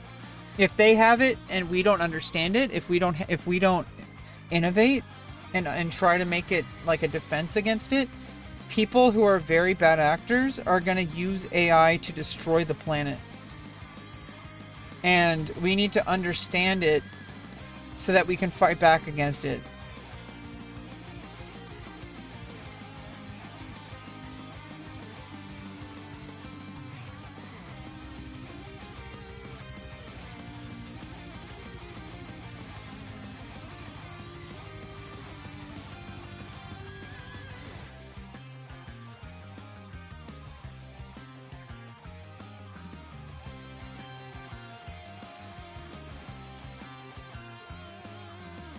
Anyway, I don't want to talk about this too much. I know it's kind of a heated topic. Fake snore. Me, me, me, me, me, me,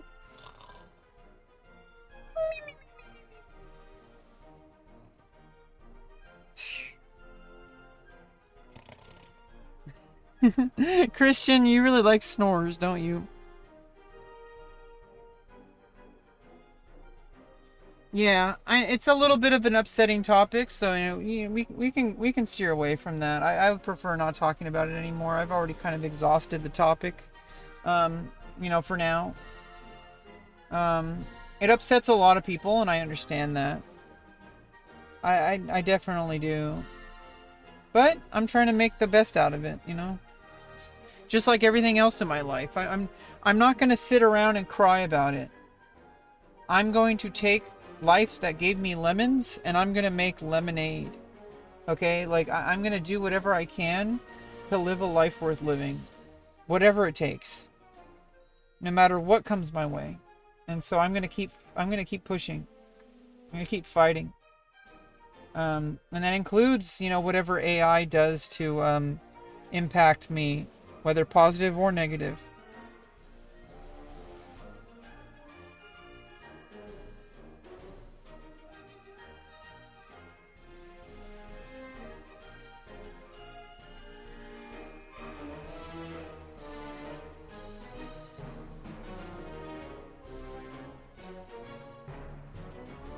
Yeah, I've thought about it a lot.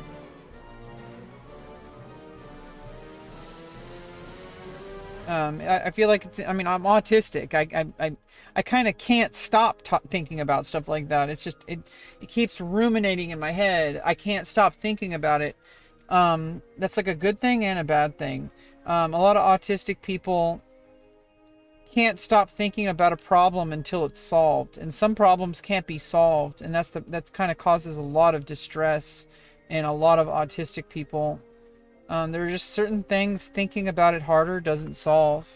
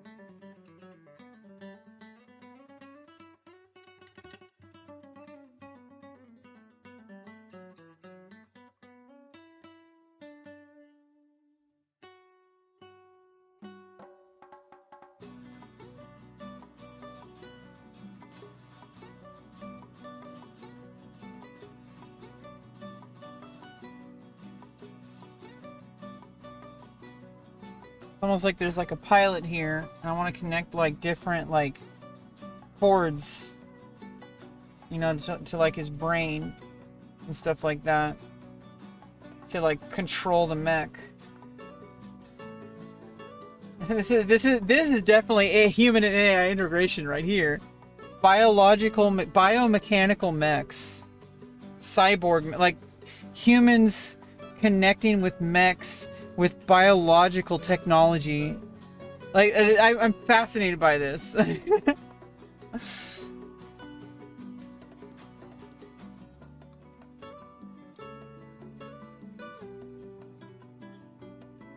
What's other thoughts occupy your mind besides AI and art? I don't know. A lot of personal stuff.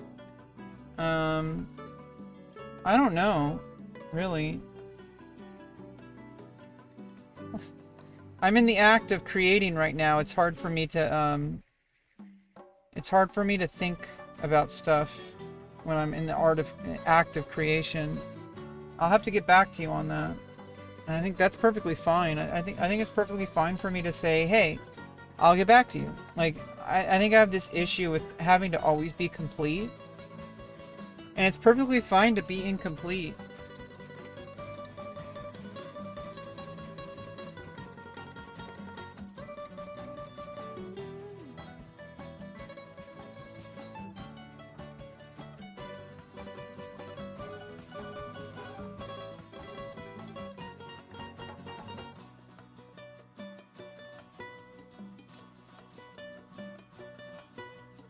It was reminding me of the machine. Yeah, Final Fantasy VI.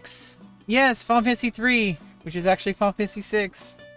Yeah, it reminds me of like the Magitech armor. Exactly. I kind of have these things kind of floating around in my subconscious. Like the last couple of drawings I've been doing have been seeming to emerge with this kind of concept of like mech suits. Like this one. Or this one. So I kind of want to explore this idea, and I'm not really trying to force myself. I'm kind of just letting it emerge. I'm learning this idea of just emergence. That right now, I might be able to eventually, be more deliberate about what kind of art I create, but right now, I am not at the skill level to be able to do that. So instead, I'm going to let things emerge naturally. Let my mind and my hand do the talking. Like, let my hand do the talking.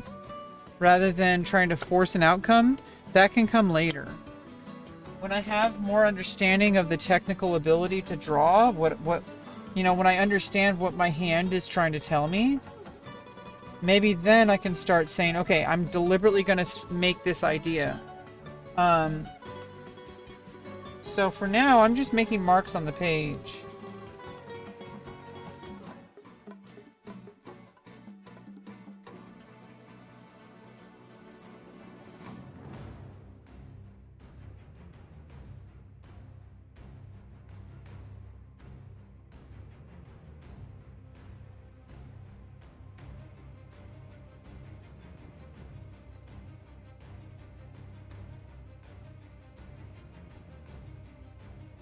Almost like some kind of energy cannon of some sort.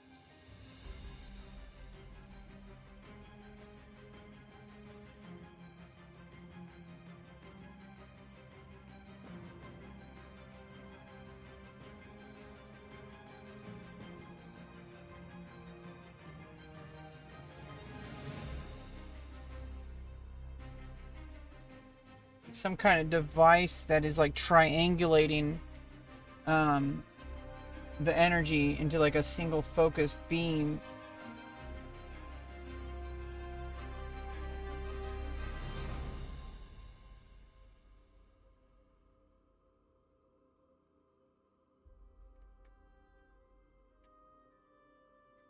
Like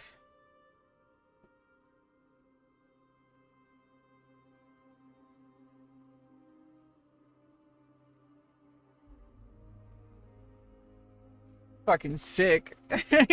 Like, what the fuck, bro? What is fucking sick?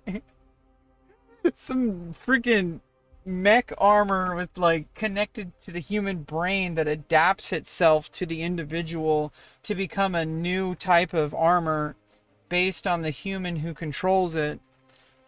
It's like the emergence of human and AI is this beast of a fucking disaster that will destroy everything in its path.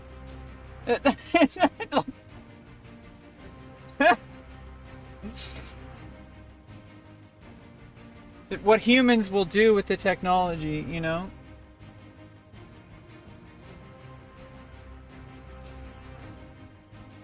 What evils are humans capable of, you know?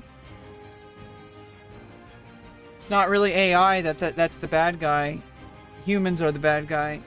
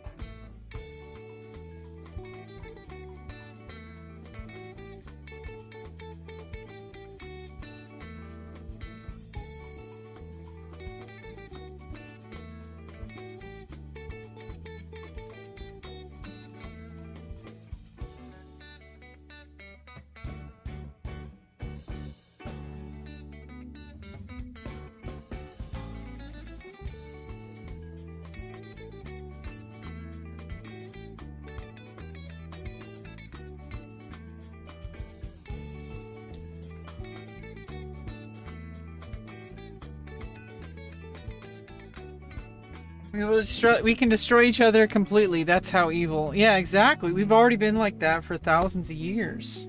You know how many times civilization has probably reset itself in the past, like, 80,000 years? Like, entire societies destroyed by each other. The Bronze Age into the Dark Age was, like, the most recent one. And that was, like... You know, from, like, the Bronze Age was from, like, 8,000 BC, basically, until, like, the year 300, CE. And then we had a Dark Ages until, like, the 1500s, then we had the Renaissance. Our modern society is basically only existed for, like, 600 years. Hey, what's up, Ben is my name. Is that your name? You see a Spider-Man's head? Yeah, it's Spider-Man.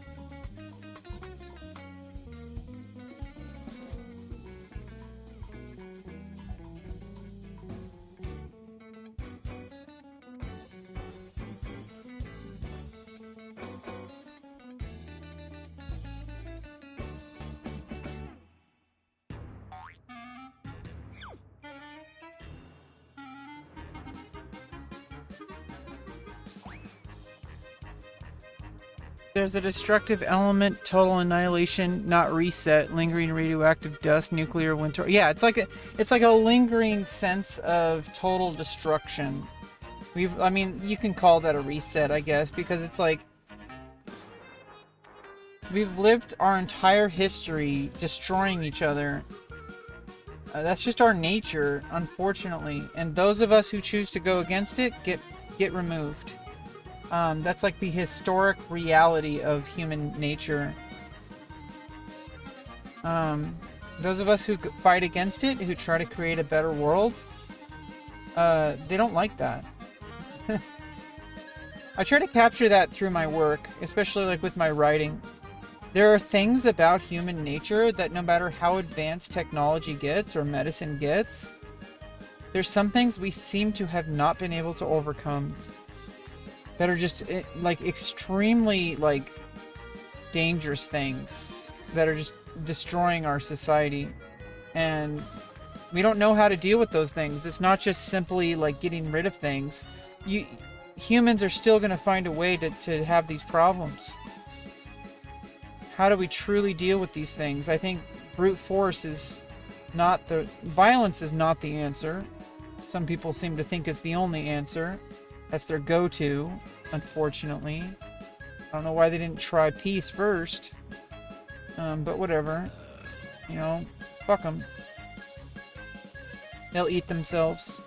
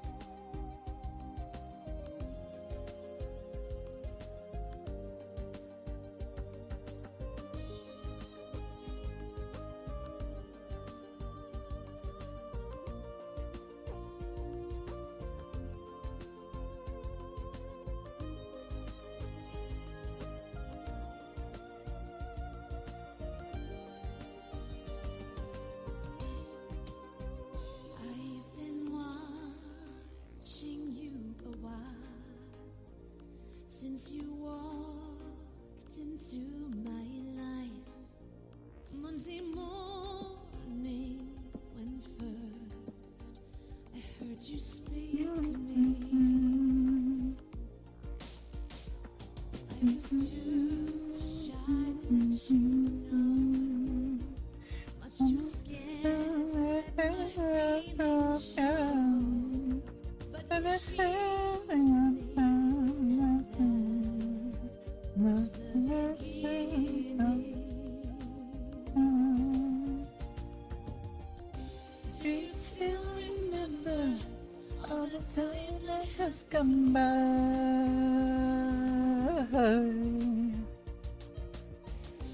Do you still believe that love can fall from the sky?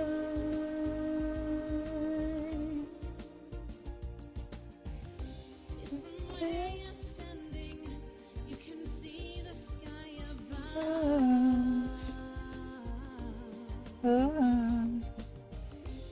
be waiting for you if you still believe in love.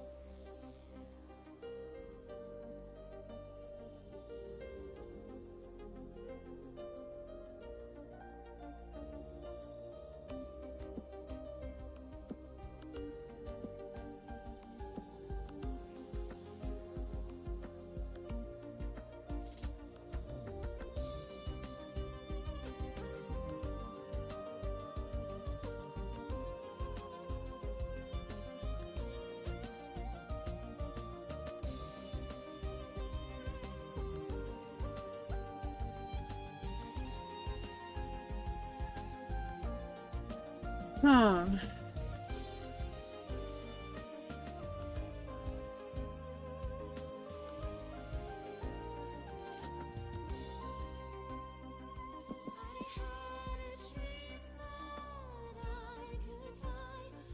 Hmm.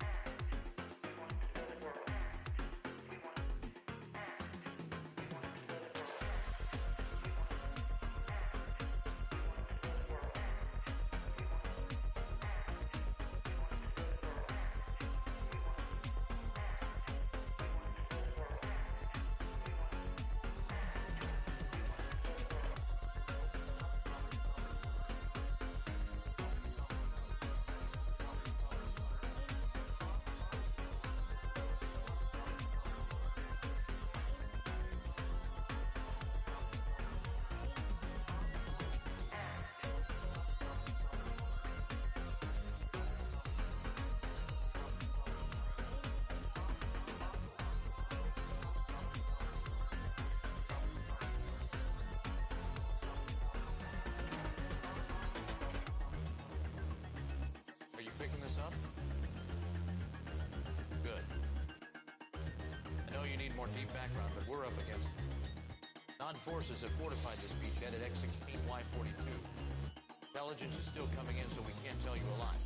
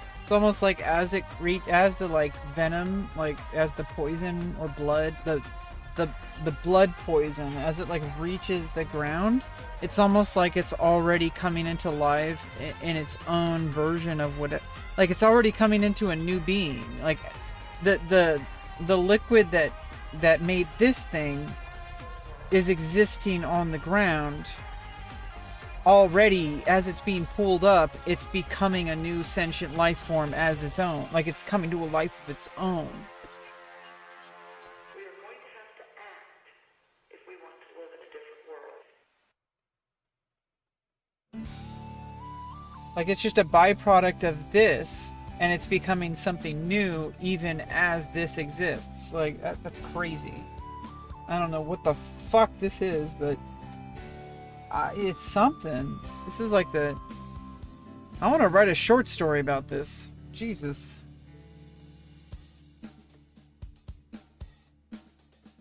Like even the blood is alive. Creating a new monster. Even as the monster is making the blood.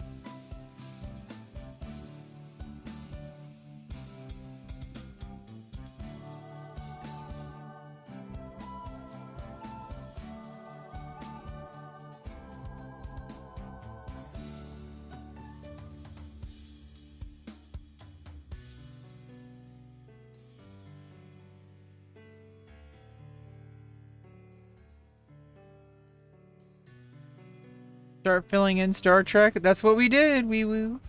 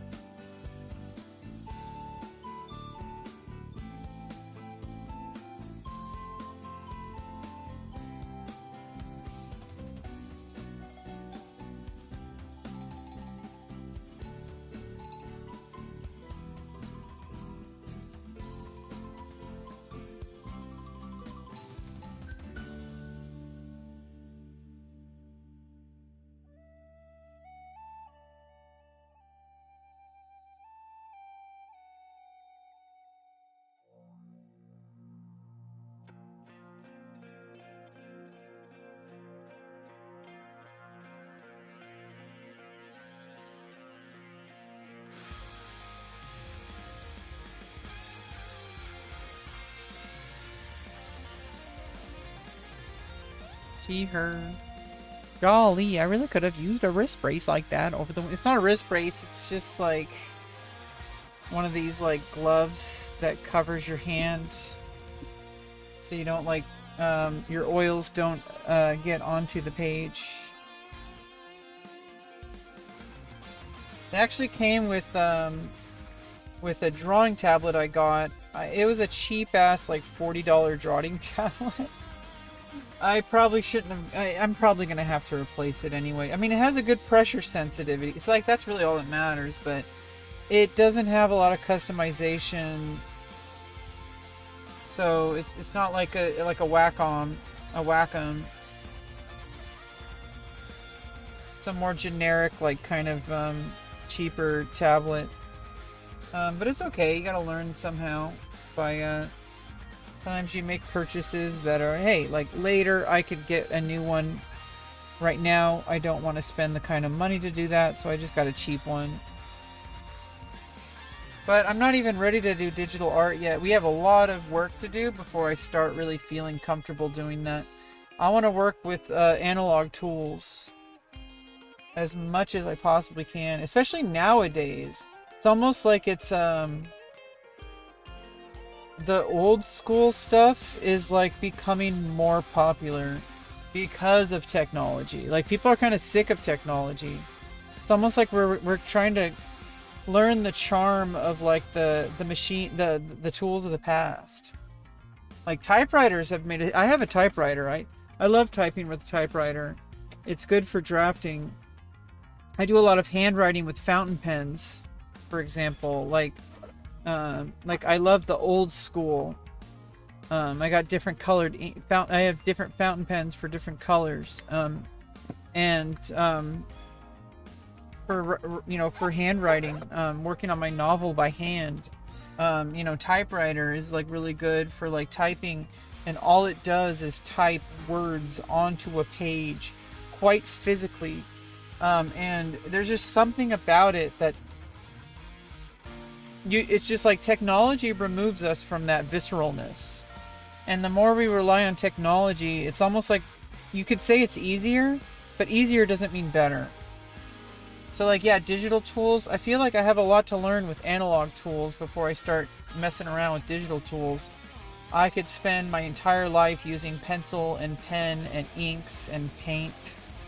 Like, obviously at some point digital does become a useful tool of its own, but how am I supposed to appreciate that if I haven't even learned the analog tools? It's a whacking brace. Is it a whacking? You mean a Wacom? No, it's called a Zoppux drawing tablet. But I've seen artists use these, not just with tablets, but it keeps your oils from like going into the paper from your hand. I still don't want to like brush across it. Like it's more like for setting my hand down lightly rather than like, I mean, it's like still not as bad as if my finger brushed across it. So it's like, because there's no oils.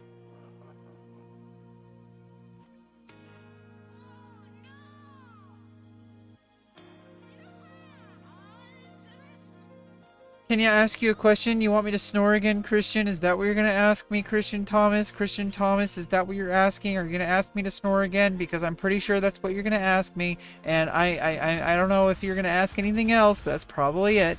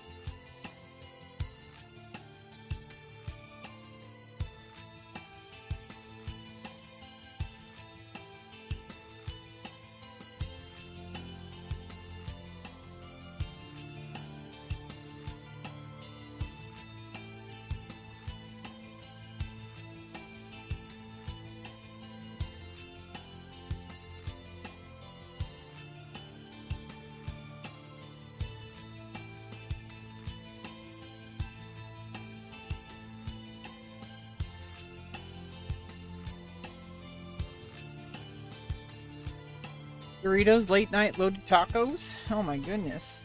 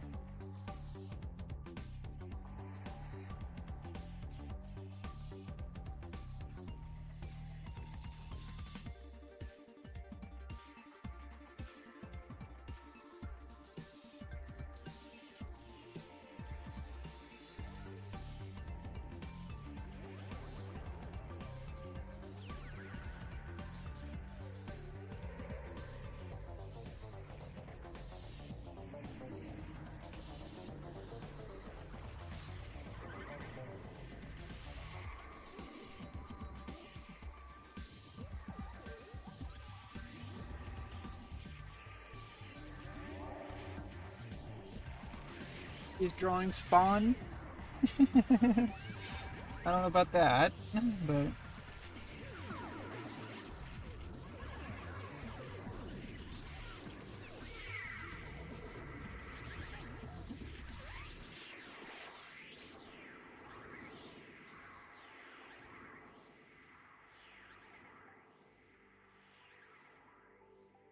I swear that's not what it looks like.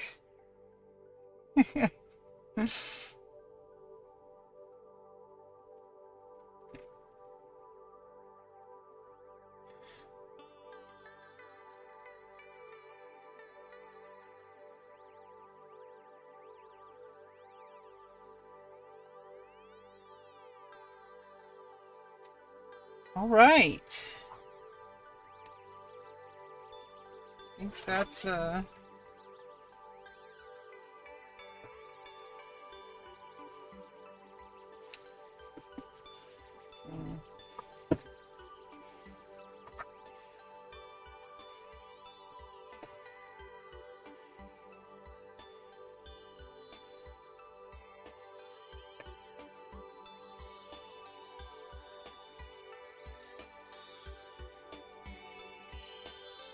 find a little spot here.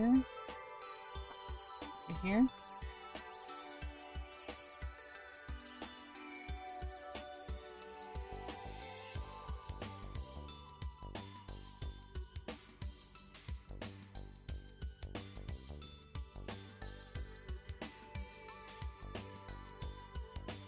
All right. We actually kind of did something complete today.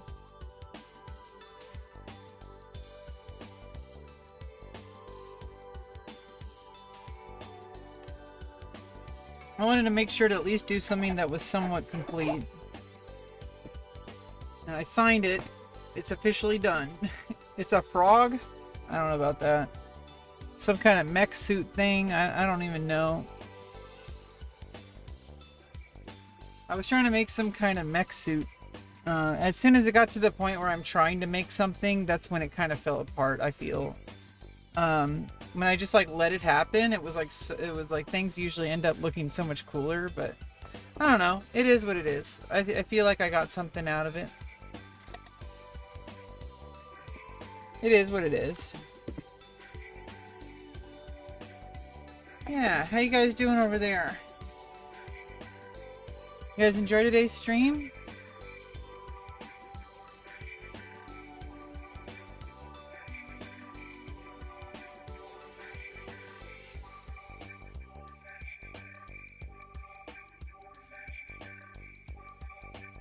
You guys enjoy today's stream?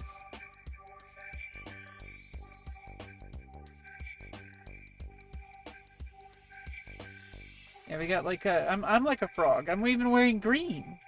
I drew Spawn. I don't know about that. I don't think it's Spawn.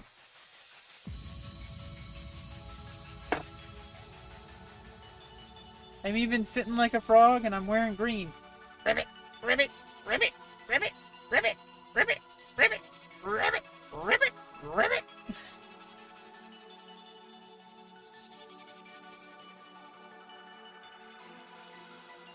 Yeah, I think we had a pretty good stream today. I got a nice drawing done. We had some stimulating, scintillating conversation, okay? Like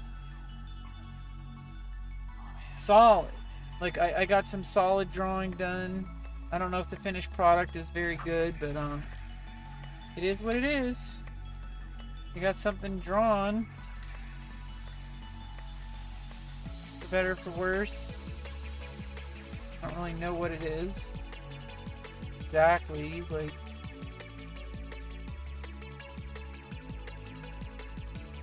it's something. I don't know. Moving on. Tomorrow I'll do another drawing. It'll be brand new. I don't want to feel too attached to my work right now, or ever really. We'll draw Spawn. I'm not trying to like.